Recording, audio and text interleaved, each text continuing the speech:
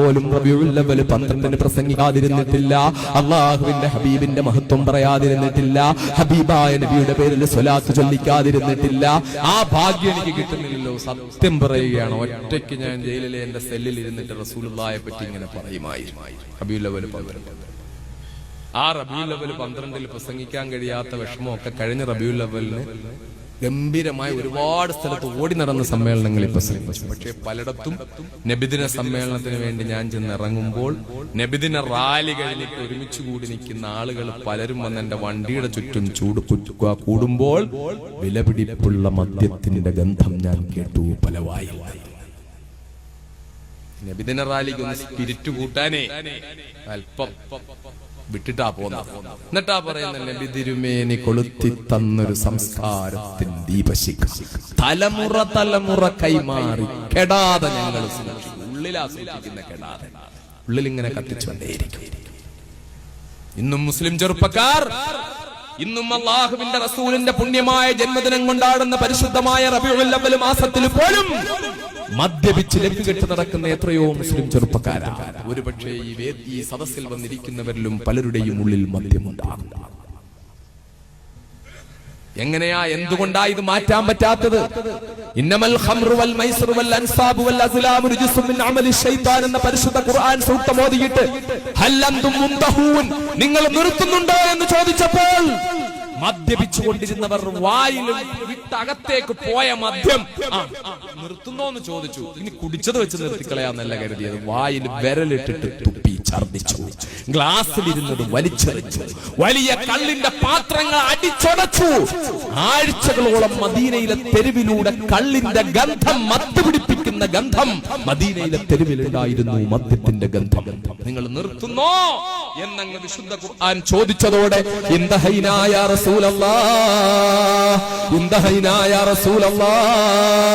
നിർത്തി നബിയെ, നിർത്തി നബിയെ, നിർത്തി. ഇനി ഒരിക്കലും കുടിക്കൂല നബിയെ, ഇനി കള്ളുണ്ടാക്കൂല, കള്ള് വിൽക്കൂല, കള്ള് സൽക്കരിക്കൂല, കള്ള് ശേഖരിക്കൂല, എല്ലാം ഞങ്ങൾ നിർത്തി എന്ന് പറഞ്ഞു പോയി റസൂലുള്ളാഹിന്റെ മുന്നിൽ പോയി ശപഥം ചെയ്ത സഹാബാക്കളുടെ പ്രിയപ്പെട്ട അനുയായികളെ, വൈകുന്നേരങ്ങളിൽ മദ്യശാലയിൽ ഒന്ന് കയറാതിരുന്നാൽ ഉറക്കം വരാത്ത അവസ്ഥയിൽ ഇന്നും മുസ്ലിം യുവാക്കളില്ലേ? കേരളത്തിലെ ഏറ്റവും കൂടുതൽ മുസ്ലിങ്ങൾ തിങ്ങിപ്പാർക്കുന്ന മലപ്പുറം ജില്ല. മലപ്പുറം ജില്ലയിലെ മൊത്തം ജനസംഖ്യയിലെ 70% മുസ്ലിങ്ങൾ. ആ മലപ്പുറം ജില്ലയിൽ ഈ കഴിഞ്ഞതിന്റെ മുമ്പത്തെ 2008-ലെയും 2007-ലെയും പുതുവർഷ പുലരിയിൽ ബിവറേജ് കോർപ്പറേഷന്റെ ഏറ്റവും അധികം മദ്യം വിറ്റ ജില്ല മലപ്പുറം ജില്ലയാണ്.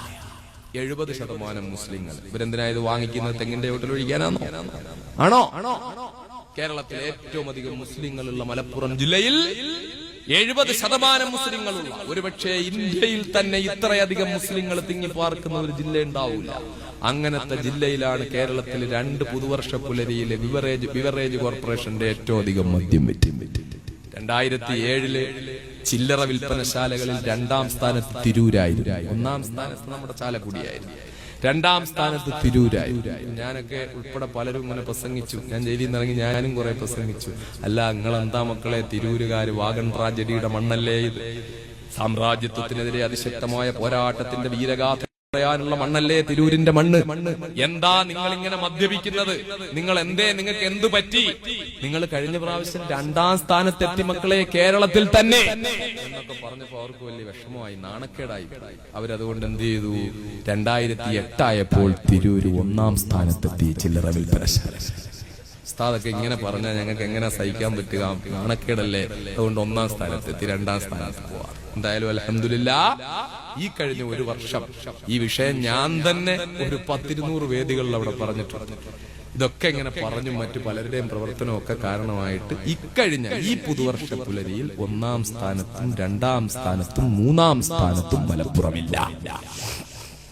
സന്തോഷമുള്ള കാര്യം. പക്ഷെ ആ 1ാം സ്ഥാനത്ത് തൃശ്ശൂർ ജില്ലയാണ് എത്തിയത്. അത് വേറൊരു കാര്യം. വേറൊരു സത്യം പറയുക, നിങ്ങളാരും കുടിച്ചതുകൊണ്ടാന്ന് ഞാൻ പറയുന്നില്ല. തൃശ്ശൂർ ജില്ലയിൽ പിന്നെ കുടിക്കാൻ ഒരുപാട് ആളുകളുണ്ട്. അതുപോലല്ലോ മലപ്പുറം. എന്തുകൊണ്ടാ എന്റെ പ്രിയപ്പെട്ട മുസ്ലിം ചെറുപ്പക്കാരാ, അള്ളാഹുവിന്റെ ഹബീബ് സല്ലല്ലാഹു അലൈഹി വസല്ലം തങ്ങളുടെ ജന്മദിനം കൊണ്ടാടുകയാ. ഹബീബായ നബിയുടെ ശഫാഅത്ത് കിട്ടണ്ടേ? ഹബീബായ നബിയുടെ പുഞ്ചിരി വാങ്ങണ്ടേ, ഹബീബായ നബിയുടെ പൊരുത്തം കിട്ടണ്ടേ. അള്ളാഹുവിന്റെ റസൂലിന്റെ ജന്മദിനം കൊണ്ടാടുന്ന അനുഗ്രഹീതമായി റബീഉൽ അവ്വൽ മാസത്തിന്റെ പുണ്യമായി രാത്രിയിൽ ഒരു പ്രതിജ്ഞ എടുക്കുമോ?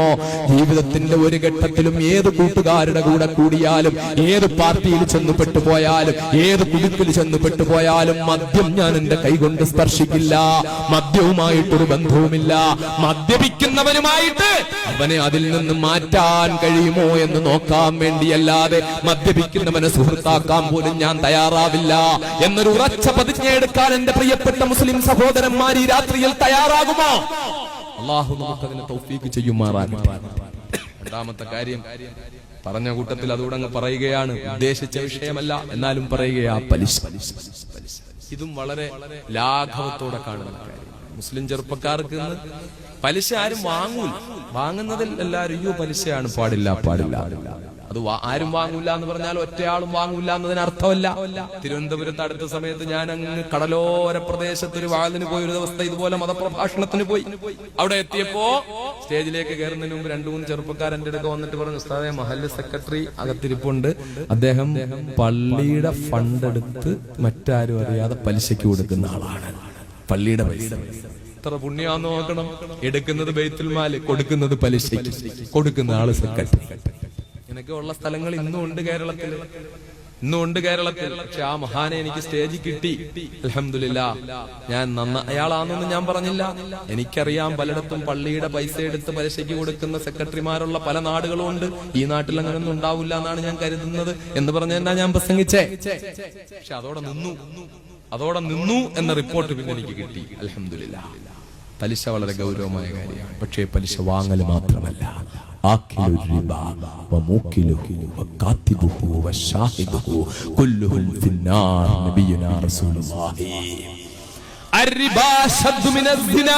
വ്യഭിചാരത്തെക്കാളും കഠിനമായ തെറ്റാണ് പലിശ. മുഹമ്മദ് മുസ്തഫ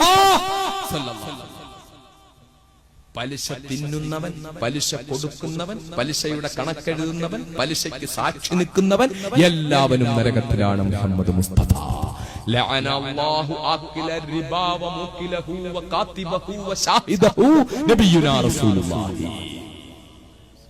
പലിശ തിന്നുന്നവൻ, പലിശ കൊടുക്കുന്നവൻ, പലിശയുടെ കണക്കെഴുതുന്നവൻ, സാക്ഷി നിൽക്കുന്നവൻ എല്ലാവരെയും അല്ലാഹു തആല ശപിച്ചിരിക്കുന്നു. മുഹമ്മദ് മുസ്തഫ.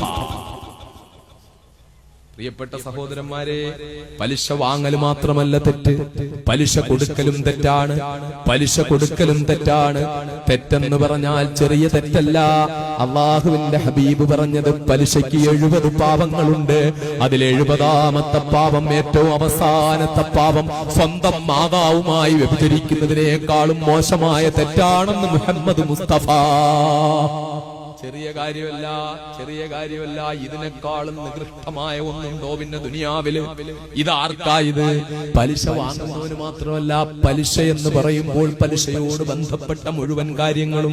അപ്പം നിങ്ങൾ ചോദിക്കും, CC ഇട്ട് വണ്ടി എടുത്താലോ നരകത്തിലാണ്, ലോൺ എടുത്താലോ നരകത്തിലാണ്, സ്വർണം പണയം വെച്ച് പലിശ കൊടുത്താലോ നരകത്തിലാണ്.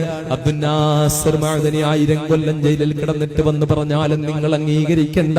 പക്ഷേ ജീവിതത്തിൽ ഒരിക്കൽ പോലും അസത്യം പറയാൻ വേണ്ടി ചുണ്ടുവളച്ചിട്ടില്ലാത്ത സ്വാദിഖുൽ മസ്ദൂഖായ മുഹമ്മദ് മുസ്തഫ സല്ലല്ലാഹു അലൈഹി വസല്ലം നിങ്ങൾ പഠിപ്പിക്കുന്നതാ. മുസ്ലിം ചെറുപ്പക്കാർക്ക് അന്നൊരു വിഷയമല്ല ഉസ്താദെ, ഒരുപാട് പൈസ CC ഇട്ടെടുത്ത വണ്ടിയാ, ഒന്ന് ദുആ ചെയ്യണേ എല്ലാ പുരോഗതിക്കും വേണ്ടി. എന്റെ വീട് കണ്ടോ, ഞാൻ ആകെ 5 ലക്ഷം രൂപയുള്ളായിരുന്നു. 7 ലക്ഷം രൂപ KFC-ന്നൂടെ ലോൺ എടുത്തിട്ടാ ഞാൻ ഈ വീട് വെച്ചത്. ആ ലോൺ ഒന്ന് കൊടുത്തു തീർക്കാൻ ദുആ ചെയ്യണേ. എന്റെ ഭാര്യയുടെ സ്വർണ്ണാഭരണം മൊത്തം എടുത്ത് പണയം വെച്ചിട്ട് കച്ചവടം തുടങ്ങിയതാ, ഒന്ന് ദുആരക്കണേ. വേണ്ട മക്കളെ, വേണ്ട വേണ്ട വേണ്ട വേണ്ട. വളരെ ഗൗരവമായി ഞാൻ പറയുകയാ, നരകത്തിലേക്ക് പോകുന്ന വഴിയാ. വ്യഭിചരിച്ചു പോയാൽ സാഹചര്യത്തിന്റെ സമ്മർദ്ദം മൂലമെങ്ങാനും ഒരു മനുഷ്യനിൽ നിന്ന് തെറ്റുപറ്റിപ്പോയി വ്യഭിചാരത്തിന് അടിമപ്പെട്ടു പോയാൽ ഒരുപക്ഷെ അത് അല്ലാഹു മാപ്പാക്കി തന്നാലും പലിശ അല്ലാഹു മാപ്പാക്കി തരൂല്ല പൊന്നുമോനെ. വ്യഭിചാരമാണ് തെറ്റുകളിൽ ഏറ്റവും നികൃഷ്ടമായ തെറ്റുകളിൽ എണ്ണപ്പെട്ടിട്ടുള്ളതാ. പക്ഷേ ആ വ്യഭിചാരത്തെക്കാളും മേലെയാണ് പലിശ എന്ന് മുഹമ്മദ് മുസ്തഫ സല്ലല്ലാഹു അലൈഹി വസല്ലം പഠിപ്പിക്കുമ്പോൾ ഇത് നിസ്സാരമായി കാണല്ലേ. എന്റെ പ്രിയപ്പെട്ട മുസ്ലിം ചെറുപ്പക്കാരാ, വളരെ ഗൗരവമായി കാണണേ. ഇത് ദൂതനായ ഞാൻ ജയിലിൽ നിന്ന് ഇറങ്ങിയതിനു ശേഷം ഏറ്റവും ഗൗരവമായി പറയുന്ന ഒരു വിഷയമിതാ. അബുദാബിയിൽ പ്രസംഗിക്കാൻ പോയപ്പോൾ ഗൾഫിലുള്ള പലിശയിൽ കെട്ടിമറിയുന്ന സഹോദരന്മാരെ പറ്റി അറിഞ്ഞപ്പോൾ അബുദാബിയിലെ കേരള സോഷ്യൽ സെന്ററിൽ നടന്ന പരിപാടിയിൽ ശക്തമായി ഞാൻ പലിശയെ പറ്റിയാ പ്രസംഗിച്ചത്. പലിശയോട് ബന്ധപ്പെട്ടുള്ള ഗൾഫ് നാടുകളിൽ നടക്കുന്ന പല കാര്യങ്ങളെ പറ്റിയും പ്രസംഗിച്ചു. ആ പ്രസംഗം കഴിഞ്ഞതിന് ശേഷം അൽഹംദുലില്ലാഹ് അവിടെ ഞാനെന്ന് പറഞ്ഞു, കിടപ്പാടം പണയം കിടപ്പാടം വിറ്റിട്ടായാലും പലിശയിൽ നിന്ന് രക്ഷപ്പെടണേ എന്ന് പറഞ്ഞു. നിരവധി ചെറുപ്പക്കാർ അതിനുശേഷം എനിക്ക് SMS അയച്ചു, എന്നെ ഫോണിൽ വിളിച്ചു.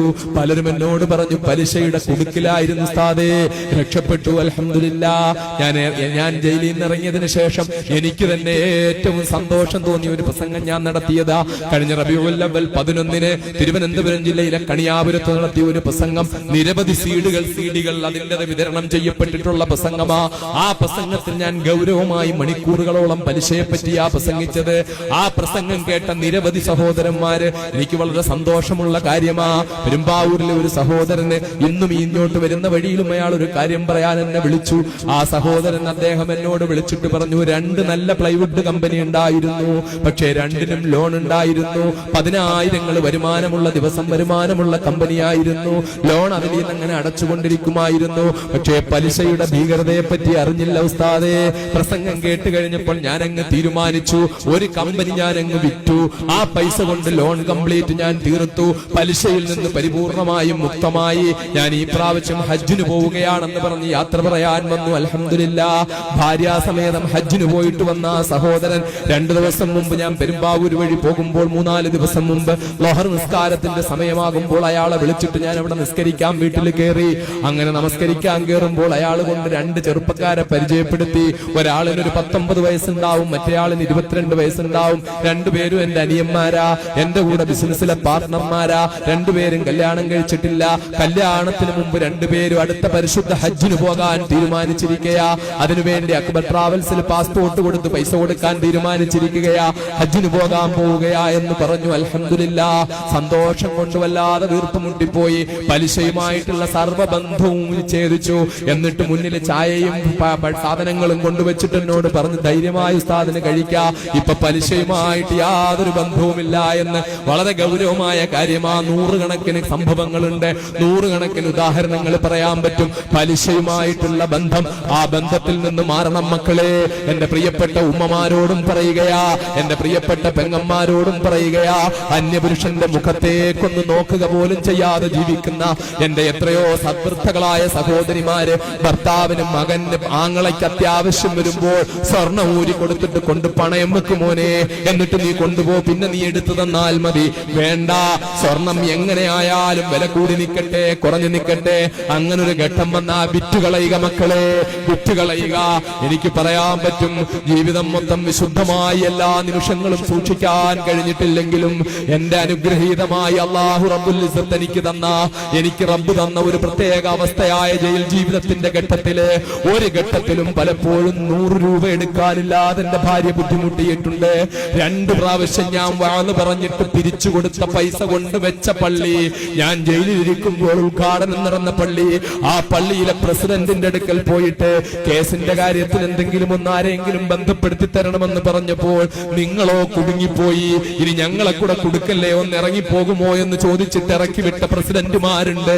അർദ്ധരാത്രിയിൽ നാദാപുരത്ത് ഒരു വീട്ടിൽ പോയിട്ട് എന്റെ പ്രിയപ്പെട്ട പൊന്നുമോനെയും തോളിൽ വെച്ചുകൊണ്ട് എന്റെ ഭാര്യ പോയിട്ട് ഉറങ്ങാൻ വേണ്ടി കിടന്നതിന് ശേഷം യാത്ര ചെയ്ത് ക്ഷീണിച്ചു കിടക്കുമ്പോൾ 2 മണിക്ക് വീട്ടുകാരൻ വന്നിട്ട് മഅദനിയുടെ ഭാര്യയാണ് അകത്തുള്ളതെന്നറിഞ്ഞ് മകൻ പറഞ്ഞപ്പോൾ മകനെ ചൂടാക്കിയിട്ട് ആ രാത്രിയിൽ തന്നെ എന്റെ ഭാര്യയെ വീട്ടിൽ നിന്ന് ഇറക്കി വിട്ട അനുഭവമുണ്ട്.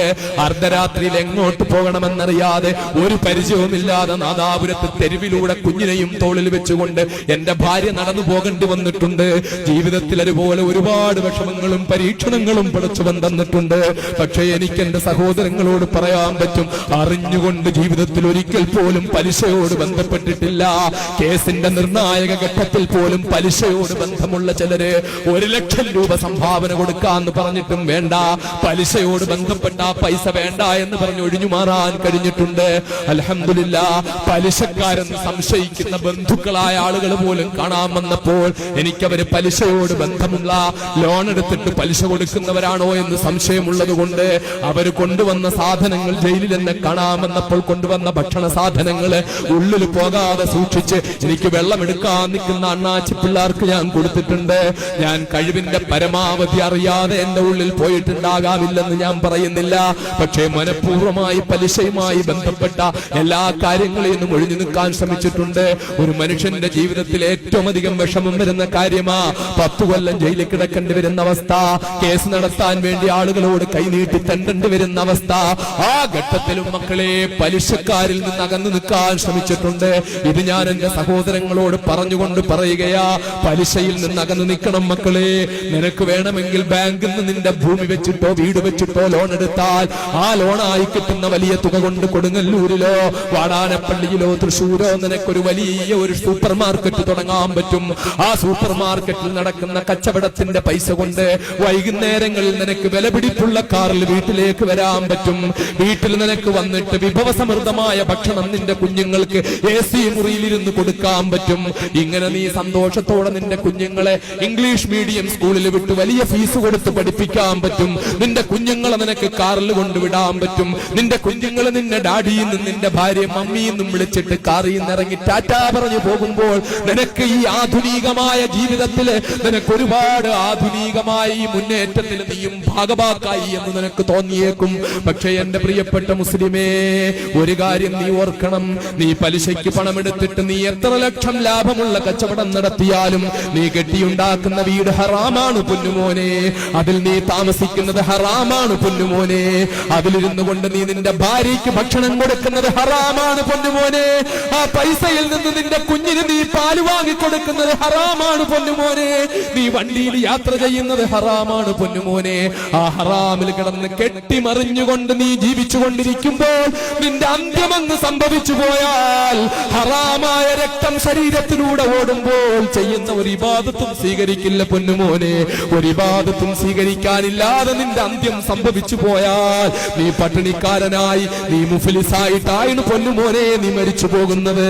അതുകൊണ്ട് നീ നിന്റെ കാലിക്കീശയുമായിട്ട് ഒരു ഇബാദത്തുമില്ലാതെ വെറും കാലിയായിട്ട് നരകത്തിലേക്ക് പോകുന്ന ദുരവസ്ഥയ്ക്ക് നീ കൂട്ടുനിൽക്കല്ല മോനെ.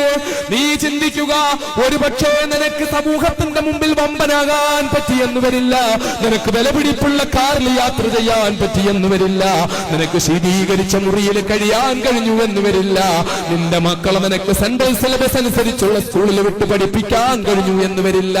പക്ഷേ നിനക്ക് ഹലാല് കൊണ്ട് ജീവിക്കണമെന്ന ആഗ്രഹമുണ്ടെങ്കിൽ നിന്റെ കയ്യിലുള്ളത് വെറും 1000 രൂപയാണെങ്കിൽ, അതല്ലെങ്കിൽ നിന്റെ പൊന്നുമോളുടെ കാതിൽ കിടക്കുന്ന 2 പൊട്ടുകമ്മൽ അഴിച്ചു വിറ്റാൽ നിനക്ക് 2000 രൂപ കിട്ടുമെങ്കിൽ ആ 2000 രൂപ കൊണ്ട് നീ ഒരു മേശ എടുക്കുക. ആ മേശയുമായിട്ട് നീ നിന്റെ അടുത്ത അങ്ങാടിയുടെ സൈഡിൽ പോയി നിൽക്കുക. താറാമുട്ട വാങ്ങുക, അത് അടിച്ചിട്ട് നീ ഓംലെറ്റ് ഉണ്ടാക്കി വിൽക്കുക. വൈകുന്നേരം നിനക്ക് കിട്ടുന്നത് 50 രൂപയായിരിക്കും. ഈ 50 രൂപ കൊണ്ട് 1/2 കിലോ അരി വാങ്ങി കഞ്ഞി വെച്ചിട്ട് നീ വെറും മുളകിന്റെ ചമ്മന്തിയുമായിട്ട് നിന്റെ പൊന്നുമോന് കൊടുക്കാൻ പറ്റിയാലും നിന്റെ കുഞ്ഞുങ്ങൾക്ക് കൊടുക്കാൻ പറ്റിയാലും 3 നേരം ബിരിയാണി കഴിച്ചുകൊണ്ട് പലിശയിൽ കെട്ടിമറിയുന്നതിനേക്കാൾ ഒരു നേരം കഞ്ഞി മാത്രം കുടിച്ചുകൊണ്ട് ഹലാലിനകത്ത് ജീവിക്കലാ പൊന്നുമോനെ നല്ലത്. അതുകൊണ്ട് എന്റെ പ്രിയപ്പെട്ട മുസ്ലിമേ, എന്റെ പ്രിയപ്പെട്ട സഹോദര, എന്റെ പ്രിയപ്പെട്ട പെങ്ങളെ, എന്റെ പ്രിയപ്പെട്ട ഉമ്മമാരെ, എല്ലാരോടും ഞാൻ പറയുകയാ, സാഹചര്യത്തിന്റെ പ്രത്യേകതകൾ കൊണ്ട് പലിശയുമായി ബന്ധപ്പെട്ടു പോയവര്, പലിശയുടെ ഭീകരതയെ പറ്റി അറിയാത്തവര്, അള്ളാഹുവിന്റെ ഹബീബ് പറഞ്ഞ വ്യഭിചാരത്തെക്കാൾ കഠിനമായ തെറ്റാണെന്ന് പറഞ്ഞ ആ അതികഠിനമായ ഭീകരതയിൽ നിന്ന് ഒഴിഞ്ഞു നിൽക്കണം. സ്വന്തം മാതാവിനോട് വ്യഭിചരിക്കുന്നതിനേക്കാളും വലിയ തെറ്റാണെന്ന് പറഞ്ഞ ആ ഭീകരതയിൽ നിന്ന് ഒഴിഞ്ഞു നിൽക്കണം. പലിശയിൽ നിന്ന് ഒഴിഞ്ഞു നിൽക്കണം. വണ്ടി വിറ്റിട്ടായാലും വേണ്ടില്ല, വീട് വിറ്റിട്ടായാലും വേണ്ടില്ല, കട വിറ്റിട്ടായാലും വേണ്ടില്ല, പലിശയിൽ കെട്ടിമറിയല്ലേ പൊന്നുമോനെ. മരണം എപ്പോഴാ വരുന്നതെന്നറിയില്ല, ഏത് നിമിഷമാ മരണം സംഭവിക്കുന്നതെന്നറിയില്ല, എപ്പോഴാ മരണം വന്ന് പിടിക്കുന്നതെന്നറിയില്ല, എപ്പോഴാ അസ്റായീൽ അലൈഹിസ്സലാം വന്ന് പിടിക്കുന്നതെന്നറിയില്ല. അസ്റായീൽ വരുന്ന സമയത്ത് ഞാൻ റെഡി, എപ്പോ വന്നാലും റെഡി, ഏത് സമയത്ത് വിളിച്ചാലും ഞാൻ തയ്യാർ എന്ന് പറയാവുന്ന ഒരു മാനസികാവസ്ഥയിലേക്ക് എത്തണം. അങ്ങനെ എത്താൻ വേണ്ടി നമ്മൾ ശ്രമിക്കണം. അല്ലാഹു എനിക്കും നിങ്ങൾക്കും അതിന് തൗഫീഖ് ചെയ്യുമാറാകട്ടെ. അതുകൊണ്ട് ഇവിടെ ഇരുന്നിട്ട് ഒരു തീരുമാനം എടുക്കുക. ഇന്നങ്ങ് പോയി രാത്രി തന്നെ പറ്റൂല, പക്ഷെ നാളെ മുതൽ ക്രമേണ പലിശയിൽ നിന്ന് ഞാൻ ഒഴിയും എന്നൊരു തീരുമാനമെടുക്കുക. ഒന്നുറക്കെ പറഞ്ഞേ മക്കളെ, ശ്രമിക്കൂലേ? ശ്രമിക്കൂലേ? അല്ലാഹു അതിന് തൗഫീഖ് ചെയ്യുമാറാകട്ടെ. പോയാല് പലിശ എന്നല്ലേ ചോദിക്കുമ്പോ എന്റെ കാർ എനിക്ക് എന്ത് ഇഷ്ടപ്പെട്ട കാറാ പടച്ചോനെ, ഞാനത് എങ്ങനെയാ കൊടുക്കുന്നത്? പക്ഷെ ഈ കാറിൽ ഇരുന്നിട്ട് അവിടെ ചെന്നിട്ട് നരകത്തിൽ കിടക്കേണ്ടി വന്നാലോ? അല്ലാഹു കാത്തുരക്ഷിക്കുമാറാകട്ടെ. അതുകൊണ്ട് പലിശ വേണ്ട. റബീഉൽ അവ്വൽ അല്ലാഹുവിന്റെ റസൂലിനോടുള്ള സ്നേഹത്തിന്റെ പ്രകടനമായിട്ട് ഞാനൊരു തീരുമാനമെടുക്കുന്നു. ഇൻഷാ അല്ലാഹ് ഞാൻ ഇനി പലിശയുമായി ബന്ധപ്പെടില്ല. അങ്ങനെ ഒരു തീരുമാനം ഇവിടെ നിന്ന് എടുക്കുക. 2, മൂന്നാമത്തത് അല്ലാഹുവിന്റെ ഹബീബിന്റെ പേരിൽ സ്വലാത്ത് വർദ്ധിപ്പിക്കുക. സ്വലാത്ത് വർദ്ധിപ്പിക്കുക. സ്വലാത്ത് വലിയ രക്ഷയാ മക്കളെ, സ്വലാത്ത് വലിയ രക്ഷയാ. ഒരു സംശയവും വേണ്ട. ഞാൻ പറഞ്ഞല്ലോ, ജയിലിലിരിക്കുമ്പോ കത്തിങ്ങനെ വരും എനിക്ക്, ഒരുപാട് കത്തുകൾ. ആ കൂട്ടത്തിൽ ചില കത്തുകൾ എന്റെ ഹൃദയത്തില് നല്ല തണുത്ത വെള്ളമൊഴിച്ചതുപോലെ കുളിരുണ്ടാക്കുന്ന കത്തുകൾ. എപ്പോഴും ചൂടായിരിക്കുന്ന ജയിലിലെ ഹൃദയത്തിൽ തണുത്ത വെള്ളം പോലെ എന്നെ തണുപ്പിക്കുന്ന കത്ത്. അത് റസൂലുള്ളാഹിയുടെ പേരിൽ സ്വലാത്തിൽ നിന്ന്, റസൂലുള്ളാഹിയുടെ പേരിൽ സ്വലാത്തിൽ. നല്ല വിദ്യാസമ്പന്നരായ മക്കൾ. ഒരു MBAക്ക് പഠിക്കുന്ന കാസർഗോഡുകാരൻ ഒരു പൊന്നുമോനുണ്ട്. അവൻ BBAക്ക് പഠിക്കുമ്പോൾ ഞാൻ ജയിലില്ല. അന്ന് എനിക്ക് എഴുതും, ഉസ്താദേ ഞാൻ ദിവസം ഉസ്താദിന്റെ CD കേട്ട് 6000 7000 സ്വലാത്ത് ഞാൻ ചൊല്ലാറുണ്ട്. ദിവസം 7000 സ്വലാത്ത്. ഒരു സഹോദരി വയനാട് ജില്ലയിലെ ഒരു കറണ്ടില്ലാത്ത കുഗ്രാമത്തിൽ ഒരു ചെറ്റക്കൂരയിൽ കഴിയുന്ന സഹോദരി എനിക്ക് എഴുതി, എന്റെ വീട്ടിൽ TV ഇല്ല, കറണ്ടില്ലാത്തത്, അതുകൊണ്ട് തന്നെ CD ഇട്ടിട്ട് നിങ്ങളുടെ പ്രസംഗം ഒന്നും കാണാൻ കഴിയില്ല. പക്ഷെ പഴയ ഒരു ടേപ്പ് റെക്കോർഡർ ഇരിപ്പുണ്ട്, അതിനകത്ത് ബാറ്ററി ഇട്ടിട്ട് ഞാൻ ആ പഴയ കാസറ്റുകൾ വാങ്ങിച്ചിട്ട് കേൾക്കുമ്പോൾ അല്ലാഹുവിന്റെ ഹബീബിന്റെ പേരിൽ സ്വലാത്ത് ചെല്ലാൻ പറയുന്ന, നീ ഭക്ഷണം പാകം ചെയ്യുമ്പോഴും സ്വലാത്ത് ചൊല്ല്, നീ അരയ്ക്കുമ്പോഴും സ്വലാത്ത് ചൊല്ല്, വെള്ളം കോരുമ്പോഴും സ്വലാത്ത് ചൊല്ല്, കുഞ്ഞുങ്ങളെ കുളിപ്പിക്കുമ്പോഴും സ്വലാത്ത് ചൊല്ല്, കുഞ്ഞുങ്ങളെ താരാട്ടുമ്പോഴും സ്വലാത്ത് ചൊല്ല്. ഇതിങ്ങനെ പറയുന്ന ആ രംഗം ഇങ്ങനെ കേട്ട് സ്വലാത്ത് ചൊല്ലാൻ തുടങ്ങി. 6000 7000 സ്വലാത്ത് വരെ ദിവസവും ഞാൻ ചെല്ലുന്ന അവസ്ഥ വന്നു. ആ സ്വലാത്ത് വർദ്ധിപ്പിച്ച് അവസാനം എന്റെ ജീവിതം മൊത്തം ഒരു നിഷ്ഠയിലായി. ശുദ്ധിയുള്ള ഒറ്റ ദിവസവും ഞാൻ തഹജ്ജുദ് നമസ്കാരം മുടക്കാത്ത അവസ്ഥയിലായി. അവസാനം ഞാൻ ഈ കത്തെഴുതുന്നത് വെള്ളിയാഴ്ചയാണ്. ഇന്നലെ വെള്ളിയാഴ്ച രാവ് വ്യാഴാഴ്ച ഞാൻ ഒളൂ ചെയ്തുകൊണ്ട് തഹജ്ജുദ് നമസ്കാരത്തിന് എഴുന്നേൽക്കണമെന്ന് നിയ്യത്ത് ചെയ്തുകൊണ്ട് കിടന്ന ഞാൻ പാതിരാത്രിയുടെ നിശബ്ദതയിലെ ഉറക്കത്തിലാണോ ഉണർവിലാണോ എന്ന് എനിക്കറിയില്ല. എന്റെ ഹബീബായ നബി അഷ്റഫുൽ ഖൽഖ് മുഹമ്മദ് മുസ്തഫ സല്ലല്ലാഹു അലൈഹി വസല്ലം തങ്ങളെ കാണാനുള്ള ഭാഗ്യം എനിക്ക് കിട്ടി. അല്ലാഹുവിന്റെ റസൂലിന്റെ സുഗന്ധത്തെ പറ്റി, ആ പല്ലുകളുടെ തിളക്കത്തെ പറ്റി ഒക്കെ ഒരു അഴുക്ക് പിടിച്ച ഇല്ലന്റിൽ വടിവില്ലാത്ത അക്ഷരത്തിൽ ജയിലിലേക്ക് എനിക്ക് എഴുതി. ഇന്നും ഞാൻ ആ കത്തൊരു നിധി പോലെ സൂക്ഷിച്ചിട്ടുണ്ട്.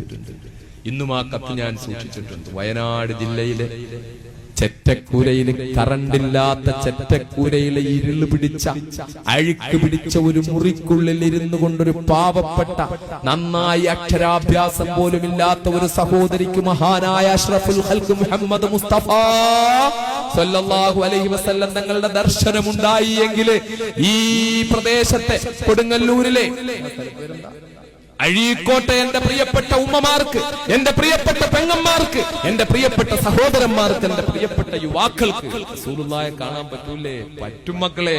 പക്ഷെ കണ്ണ് കഴുകിയത് കൊണ്ട് പറ്റൂല. ഖൽബ് കഴുകണം. ഖൽബ് കഴുകുവോ? മരിക്കുന്നതിന് മുമ്പ് മുഹമ്മദ് മുസ്തഫ സല്ലല്ലാഹു അലൈഹി വസല്ലം തങ്ങളെ കാണാൻ പറ്റും. റസൂലുള്ളാഹിയെ കാണണ്ടേ?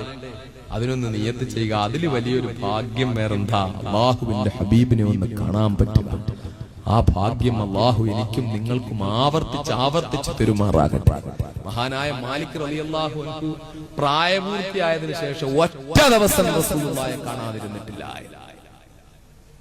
അല്ലാഹുവിന്റെ റസൂലിനെ പ്രായപൂർത്തിയായതിനു ശേഷം ഒരു ദിവസം കാണാതിരുന്നിട്ടില്ല. ഇമാം മുർസി റളിയല്ലാഹു തആല അൻഹു പറയുന്നു, ഒരു നിമിഷം അല്ലാഹുവിന്റെ റസൂലിന്റെ മുശാഹദയിൽ നിന്ന് ഞാൻ അകറ്റപ്പെട്ടാൽ ഞാൻ കുഫറിലായി പോകുമോ എന്ന് ഞാൻ ഭയന്നു പോകുന്നു. ഇങ്ങനായിരുന്നു അവരുടെയൊക്കെ അവസ്ഥ. റസൂലുള്ളാഹി ഇങ്ങനെ കാണുക, അല്ലാഹുവിന്റെ റസൂലിനെ ജീവിച്ചിരിക്കുന്നത് പോലെ, ഹബീബായ നബിയോടൊപ്പമുള്ളത് പോലെ കാണുക. അതാണല്ലോ അബൂബക്കർ സിദ്ദീഖ് റളിയല്ലാഹു അൻഹുവിനോട് റസൂലുള്ളാഹി സ്വല്ലല്ലാഹു അലൈഹി വസല്ലം ചോദിച്ചില്ലേ, മാദാ ഹുബ്ബിബ ഇലൈക മിൻ ദുനിയൻ നാസി യാ അബൂബക്കർ, ജനങ്ങളുടെ ദുനിയാവിൽ നിന്ന് നിങ്ങൾക്ക് ഏറ്റവും പ്രിയപ്പെട്ടത് എന്താ? അബൂബക്കറിനോട് ചോദിച്ചു, ദുനിയാവിലെ ഏറ്റവും പ്രിയപ്പെട്ടതെന്താ? ഒരു 15 മിനിറ്റ് കൂടെ ഇരിക്കാലോ അല്ലേ? 10:45 ഇൻഷാ അല്ലാഹ് 11 മണിക്ക് പ്രസംഗം നിർത്താം. 10 മിനിറ്റ് ദുആ എന്നിട്ട് പിരിയാം.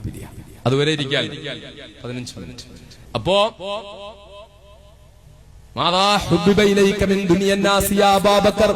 ജനങ്ങളുടെ ദുനിയാവിൽ നിന്ന് എന്താണ് ഏറ്റവും പ്രിയപ്പെട്ടത്? ജനങ്ങളുടെ ദുനിയാവിൽ നിന്ന് ഏറ്റവും പ്രിയപ്പെട്ടത് എന്താ? അബൂബക്കർ എന്താ പറഞ്ഞത്? നീണ്ടുകിടക്കുന്ന ഒട്ടകക്കൂട്ടങ്ങളാണ് നബിയേ, തഴച്ചു വളർന്നു കിടക്കുന്ന ഈന്തപ്പന മരങ്ങളാണ് നബിയേ, വിലപിടിപ്പുള്ള വൈഢവും വൈഢൂര്യവുമാണ് നബിയേ എന്നല്ല അല്ലാഹുവിന്റെ ഹബീബിനോട് അബൂബക്കർ സിദ്ദീഖ് പറഞ്ഞത്. ഏറ്റവും പ്രിയപ്പെട്ടത് എന്താന്ന് ചോദിച്ചപ്പോ രണ്ടാമതൊരു നിമിഷം ആലോചിക്കാതെ ചോദിക്കപ്പെട്ട നിമിഷം തന്നെ മറുപടി പറയുകയാ, അന്നളിറതു ഇലാ വജ്ഹിക വൽ ജുലൂസു ബൈന യദൈക വഇൻഫാഖു മാലി ലദൈക. നബിയേ, ദുനിയാവിൽ എനിക്ക് ഏറ്റവും പ്രിയപ്പെട്ടത് അങ്ങയുടെ ഈ തിരുമുഖത്തേക്ക് നോക്കിക്കൊണ്ടിരിക്കല, അങ്ങയുടെ ഈ തിരുമുഖത്തേക്ക് ഇങ്ങനെ നോക്കിക്കൊണ്ടിരിക്കല, അതാണ് ദുനിയാവിൽ എനിക്ക് ഏറ്റവും പ്രിയപ്പെട്ടത്. വൽ ജുലൂസു ബൈന യദൈക, അങ്ങയുടെ തിരുമുമ്പിൽ ഇങ്ങനെ ഇരിക്കല, അതാണ് ദുനിയാവിൽ എനിക്ക് ഏറ്റവും പ്രിയപ്പെട്ടത്. വഇൻഫാഖു മാലി ലദൈക, എനിക്കുള്ള സർവസ്വവും വഇൻഫാഖു മാലി എന്ന് പറഞ്ഞ ബഹുമാന്യരായ പണ്ഡിതന്മാരുണ്ട്. വഇൻഫാഖു മാലി, എനിക്കുള്ള സർവസ്വവും അങ്ങയ്ക്ക് വേണ്ടി ചെലവഴിക്കലാണ്, എന്റെ സ്വത്ത് മാത്രമല്ല. അങ്ങനാണെങ്കിൽ വഇൻഫാഖു അംവാലി എന്നാ പറയുക. അങ്ങനെയല്ല പറഞ്ഞത്, എനിക്ക് എന്തൊക്കെയുണ്ടോ അത് മൊത്തവും അങ്ങയ്ക്ക് വേണ്ടി തരലാണ്, അങ്ങ് പറയുന്ന കാര്യത്തിൽ വേണ്ടി കൊടുക്കലാണ്, അതാണ് എനിക്ക് ഏറ്റവും പ്രിയപ്പെട്ടതെന്ന് അബൂബക്കർ സിദ്ദീഖ് റളിയല്ലാഹു അൻഹു പറഞ്ഞപ്പോൾ അല്ലാഹുവിന്റെ റസൂൽ ദുആ ചെയ്തു, അതങ്ങനെ സഫലമാകട്ടെ. അതുകൊണ്ട് തന്നെ ഹബീബായ നബിയുടെ ഭൗതിക ശരീരം വേർപെട്ടു പോയിട്ടും ഒരു നിമിഷം പോലും അല്ലാഹുവിന്റെ റസൂലിന്റെ മുശാഹദയിൽ നിന്ന് മഹാനായ അബൂബക്കർ സിദ്ദീഖ് റളിയല്ലാഹു അൻഹുവിനെ മാറേണ്ടി വന്നിട്ടില്ല മക്കളെ. എപ്പോഴും റസൂലുള്ളാഹിയുടെ മുശാഹദയിലായിരുന്നു. അതുകൊണ്ടാണ് ആ മുശാഹദ അർത്ഥത്തിൽ കിട്ടാത്ത ഉമറുൽ ഫാറൂഖ് അല്ലാഹുവിന്റെ ഹബീബിന്റെ ഭൗതിക ശരീരം വേർപെട്ടപ്പോൾ ഉമറിന് താങ്ങാനാവാതെ വന്ന് ഉമർ പൊട്ടിക്കരഞ്ഞെങ്കിൽ അല്ലാഹുവിന്റെ ഹബീബ് വഫാത്തായെന്നാരെങ്കിലും പറഞ്ഞാൽ അവന്റെ കാല് ഞാൻ വെട്ടിക്കളയുമെന്ന് പറഞ്ഞുകൊണ്ട് വാളെടുത്തുയർത്തിപ്പിടിച്ചപ്പോൾ മഹാനായ അബൂബക്കർ സിദ്ദീഖ് റളിയല്ലാഹു അൻഹു ഒരു നിമിഷം പോലും വികാരത്തിനടിമപ്പെടാതെ അല്ലാഹുവിന്റെ ഹബീബ് സല്ലല്ലാഹു അലൈഹി വസല്ലം തങ്ങൾ വമാ മുഹമ്മദുൻ ഇല്ലാ റസൂലുൻ ഖദ് ഖലത് മിൻ ഖബ്ലിക الرسل അഫഇമ്മാ തൗഖുതിലൻ ഖലബതും അലാ അഖാബിക എന്ന വിശുദ്ധ ഖുർആൻ ശരീഫ് ഓതി കേൾപ്പിച്ചുകൊണ്ട് അല്ലാഹുവിന്റെ ഹബീബ് സല്ലല്ലാഹു അലൈഹി വസല്ലം തങ്ങളുടെ ഭൗതിക ശരീരത്തിന്റെ വേർപാടിന്റെ യാഥാർത്ഥ്യത്തിലേക്ക് ഉമറുൽ ഫാറൂഖിനെ തിരിച്ചു കൊണ്ടുവരാൻ അബൂബക്കർ സിദ്ദീഖിന് ഒരു മടിയുമില്ലാതെ പിന്നീട് ജീവിതത്തിന്റെ ഒരു ഘട്ടത്തിലും അബൂബക്കർ സിദ്ദീഖ് അല്ലാഹുവിന്റെ റസൂലിന്റെ മുശാഹദയിൽ നിന്ന് മാറിയിട്ടില്ല, അല്ലാഹുവിന്റെ ഹബീബിന്റെ സാന്നിധ്യത്തിൽ നിന്ന് മാറിയിട്ടില്ല. അവസാനമോ അവിടുത്തെ ഭൗതിക ശരീരം അടക്കം ചെയ്യപ്പെട്ടിരിക്കുന്ന ആ പുണ്യമായ മണ്ണിൽ അള്ളാന്റെ റസൂലിന്റെ തൊട്ടപ്പുറത്ത് റസൂലുള്ളാഹിയോട് ചേർന്ന് റസൂലുള്ളാഹിയുടെ സുഗന്ധമേറ്റു വാങ്ങിക്കൊണ്ട് മഹാനായ അബൂബക്കർ സിദ്ദീഖ് തന്റെ ഭൗതിക ശരീരത്തെയും അവിടെ തന്നെ വധിക്കാൻ, അവിടെ തന്നെ അടക്കം ചെയ്യാൻ അള്ളാഹുവിന്റെ റസൂലിന്റെ ഇഷ്ടപ്രകാരം കഴിഞ്ഞു എങ്കിൽ അള്ളാഹുവിന്റെ ഹബീബ് അഷ്റഫുൽ ഖൽഖ് മുഹമ്മദ് മുസ്തഫ സല്ലല്ലാഹു അലൈഹി വസല്ലം തങ്ങളുടെ ദർശനത്തിലാണ് അവരുടെ ഓരോ നിമിഷവും. നമുക്കൊക്കെ അത്രയൊന്നും പറ്റൂല, എത്ര ശ്രമിച്ചാലും പറ്റൂല. കാരണം നമ്മൾ ജീവിക്കുന്ന ദുനിയാവ് ആ നിലയിലേക്ക് ഖൽബിനെ ശുദ്ധിയാക്കി എടുക്കാൻ പറ്റുന്ന അവസ്ഥയിലുള്ള ദുനിയാവല്ല. പക്ഷേ ഒരു കാര്യം അള്ളാഹുവിന്റെ ഔലിയാക്കളും ആരിഫ്യങ്ങളും പറയുന്നുണ്ട്, ഒരാൾ യഥാർത്ഥ മുഅ്മിനാണെങ്കിൽ അയാൾ മരിക്കുന്നതിന് മുമ്പ് ഒരു വട്ടമെങ്കിലും ഹബീബായ നബി മുഹമ്മദ് മുസ്തഫ സല്ലല്ലാഹു അലൈഹി വസല്ലം തങ്ങളെ കണ്ടിരിക്കും. അതിന് പറയുന്ന കാര്യം എന്താ? ഖബറിൽ ചെല്ലുമ്പോ നബി സല്ലല്ലാഹു അലൈഹി വസല്ലം തങ്ങളെ കാണിച്ചിട്ട് ഈ മനുഷ്യൻ ആരാണെന്ന് ചോദിക്കും. അങ്ങനെ തന്നെയല്ലേ അല്ലേ? ഈ മനുഷ്യൻ ആരാണെന്ന് ചോദിച്ചു. ഈ മനുഷ്യൻ ആരാന്ന് ചോദിക്കുമ്പോൾ നേരത്തെ കണ്ടിട്ടില്ലേ പറയാൻ പറ്റുമോ? നേരത്തെ കണ്ട് പരിചയമുള്ള ഒരാളെ പറ്റിയാ പറയാൻ പറ്റുന്ന. അതുകൊണ്ട് ഹബീബായ നബി മുഹമ്മദ് മുസ്തഫ സല്ലല്ലാഹു അലൈഹി വസല്ലം തങ്ങളെ കാണാൻ പറ്റും എന്ന് മാത്രമല്ല, നബി സല്ലല്ലാഹു അലൈഹി വസല്ലം തങ്ങളുടെ വ്യക്തമായ സഹായം ഖബറിലുണ്ടാവും. വിശ്വാസം വിശ്വാസിയായ മനുഷ്യൻ അല്ലാഹു എനിക്കും നിങ്ങൾക്കും അത് തരുമാറാകട്ടെ. ആ ഭാഗ്യം ലഭിക്കുന്നവരായ അല്ലാഹു നമ്മെ മാറ്റുമാറാകട്ടെ. പടച്ചോനെ, അത് വല്ലാത്ത കാര്യമായി എപ്പോഴും ദുആ ചെയ്യണം മക്കളെ. നിങ്ങൾ ദുആ ചെയ്യുമ്പോൾ കൂട്ടത്തിൽ ഈ പാവപ്പെട്ടവന് വേണ്ടി കൂടെ ദുആ ചെയ്യണം. റസൂലുള്ളാഹിന്റെ ശഫാഅത്ത്, റസൂലുള്ളാഹിന്റെ സാന്നിധ്യം, ഖബറിൽ ഉൾപ്പെടെയുള്ള സഹായം ഇതൊക്കെ കിട്ടാൻ വേണ്ടി ദുആരക്കണം.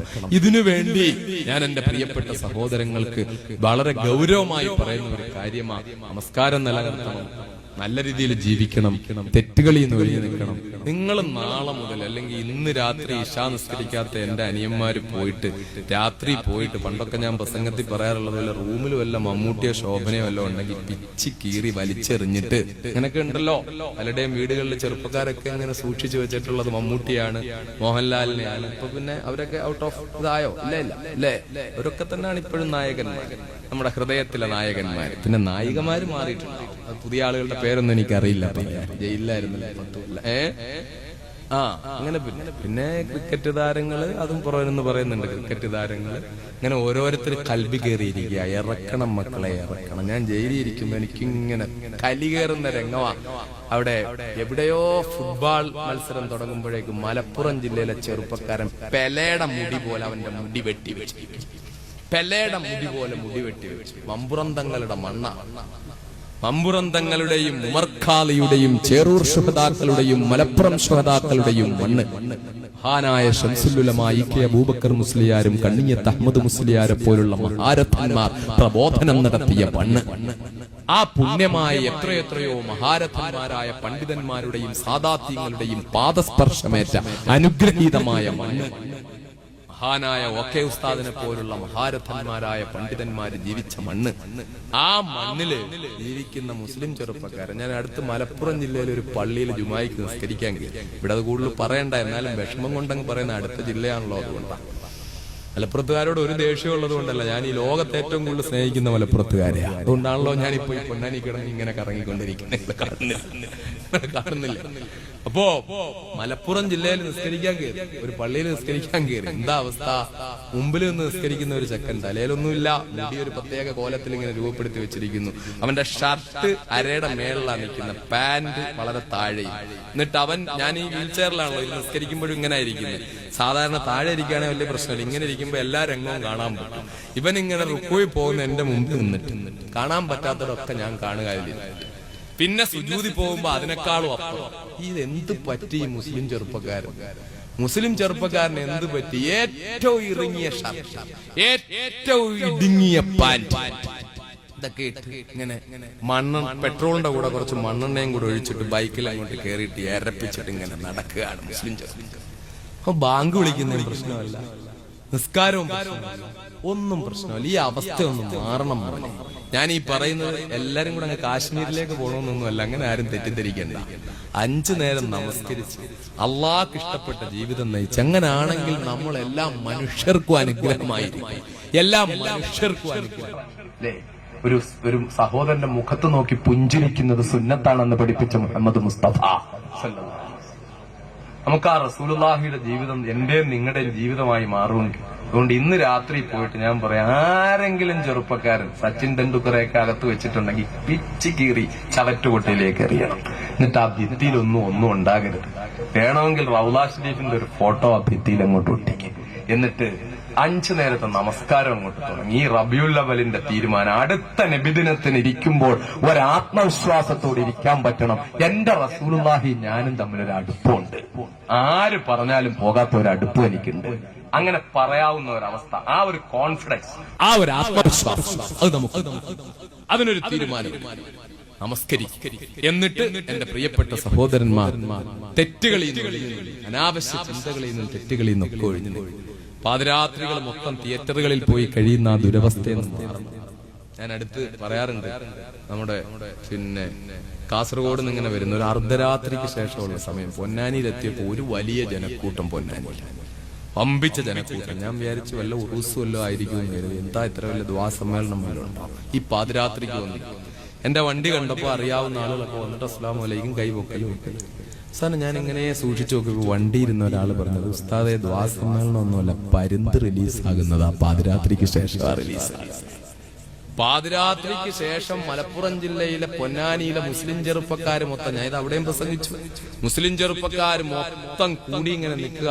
പാതിരാത്രിക്ക് ശേഷം 2 പോരിഷ, ഒന്നെന്താ മമ്മൂട്ടി ഉള്ള പോരിഷ, രണ്ടാമത്തത് പാതിരാത്രിക്ക് ശേഷം റിലീസാവുന്ന ദുആയ്ക്ക് ഇജാബത്തുള്ള സമയമാണ് പാതിരാത്രിക്ക് ശേഷം. ഇങ്ങനെ നിൽക്കുക മുസ്ലിം ചെറുപ്പക്കാർ. ഈ ഇരിക്കുന്ന ചെറുപ്പക്കാരിൽ 2020 കാണാത്ത എത്ര പേരുണ്ടെന്ന് ചോദിച്ചാൽ കുറച്ച് മുസ്ലിയാക്കന്മാരും എല്ലാവരും ഉണ്ടാവും കാണാത്ത. 2020 ഇതുപോലൊരു അവസരം വേറെ കിട്ടുമോ? എത്ര നടന്മാരായ, എത്ര നടിമാരായ, എത്ര ചെറിയ തുണി എടുത്തിട്ടുള്ള നൃത്തമാ, എന്ത് ഗംഭീരമാണ്. പക്ഷെ ഈ സ്പിരിറ്റ് ഇതൊക്കെ എന്താ നമുക്ക് ഒന്ന് ഡൈവേർട്ട് ചെയ്തിട്ട് നബി സല്ലല്ലാഹു അലൈഹി വസല്ലം തങ്ങളോടുള്ള പ്രേമം